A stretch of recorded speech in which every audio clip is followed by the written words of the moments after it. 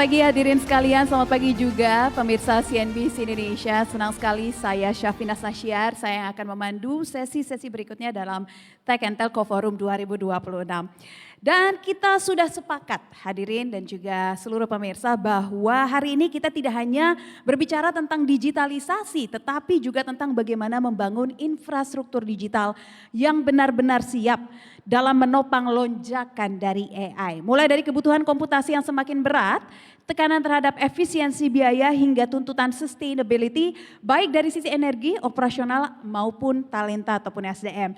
Dan pertanyaan besarnya adalah bagaimana kita bisa menyeimbangkan ekspansi AI tanpa mengorbankan ketahanan dan juga keberlanjutan infrastruktur digital kita. Dan hari ini kita akan membedahnya lebih dalam bersama dengan para pelaku industri yang langsung berada di garis depan mulai dari telco, distribusi teknologi hingga HR teknologi. Langsung saja kalau gitu kita akan mulai dari fondasi paling dasar yaitu infrastruktur dan juga arah strategi AI di level nasional dan juga enterprise.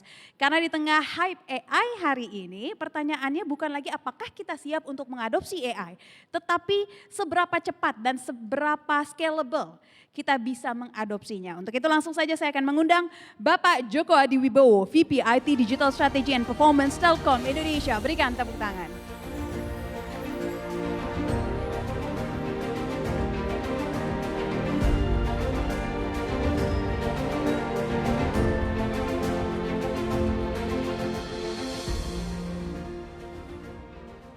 Assalamualaikum warahmatullahi wabarakatuh. Baik, terima kasih atas waktunya. Jadi hari ini saya ingin men-share highlights mengenai strategi Telkom. Bagaimana kami ingin melakukan scale expansion dari AI itu sendiri dengan membangun, mendevelop ekosistem infrastruktur yang dibutuhkan gitu ya. Sehingga nanti AI ini bisa memberikan value tidak hanya bagi Telkom, tapi juga tentu bagi bangsa ini. Secara overall akan saya sampaikan sekilas mengenai tren dari AI, baik dari sisi adoption-nya, kemudian evolution dari teknologi itu sendiri, kemudian masuk kepada strategi yang di-adopt Telkom, di mana kita core-nya itu sebagai pembentukan sebuah Center of Excellence dari AI, hingga kemudian kita memastikan future readiness dari AI dari sisi full stack digital infrastructure yang dibutuhkan, sehingga nanti bisa memberikan sebuah value, tadi kembali tidak hanya bagi Telkom, tapi juga tentu bagi bangsa ini. Jadi pertama, secara tren kita lihat untuk konteks adoption, bahwa AI ini basically is a technology that is here to stay gitu ya. Jadi secara adoption di berbagai negara itu sudah menunjukkan persentase yang baik, dan secara growth year on year pun itu terus mengalami double digit growth gitu. Dan bagi Indonesia sendiri, walaupun a bit lagging in terms of adoption, tapi growth rate-nya justru kita salah satu yang tertinggi gitu compare with other countries. Dan bahkan di tahun 2030 diperkirakan secara marketnya itu spend AI itu akan exceed 100 triliun rupiah. Jadi memang menunjukkan appetite, urgency, and needs for AI to be implemented di negara ini. Kemudian teknologi wise kita juga mengetahui bahwa AI mengalami suatu shift yang memang sangat cepat dan drastik gitu ya. Jadi kira-kira berapa tahun yang lalu Gen AI comes up dan create the hype. Everyone kita sebagai individual is using it. Kita bisa dibantu oleh prompting yang memberikan sebuah result ya yang lebih cepat bagi kita. Namun tahun ini dan tahun ke depan itu sudah AI ini semakin mature gitu. Kita sudah memasuki area agentic AI, di mana AI tidak hanya sebatas kita melakukan prompt dan mendapatkan respon, tapi AI sudah menjadi autonomous, membutuhkan sedikit atau bahkan no intervention from humans, dan bisa lebih menangani sebuah target yang goal oriented. Jadi AI bisa melakukan terus continuous productivity untuk melakukan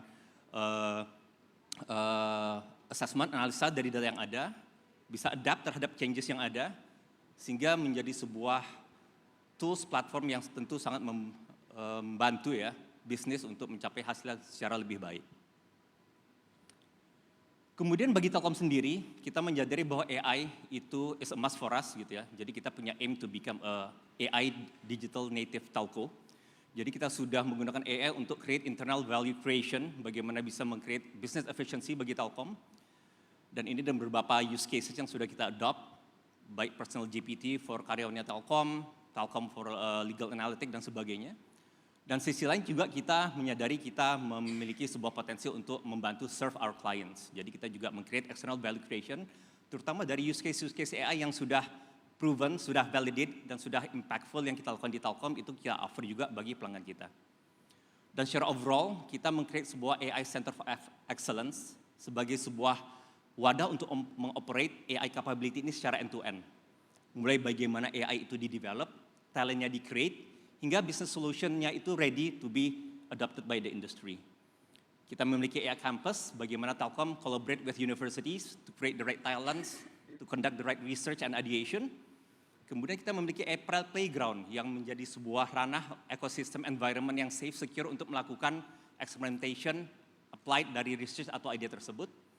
Kemudian kita ada AI Connect, bagaimana kita melakukan kolaborasi dengan berbagai stakeholder, university, industry, community, untuk ensure AI development yang proper bagi kebutuhan bisnis dan bangsa ini.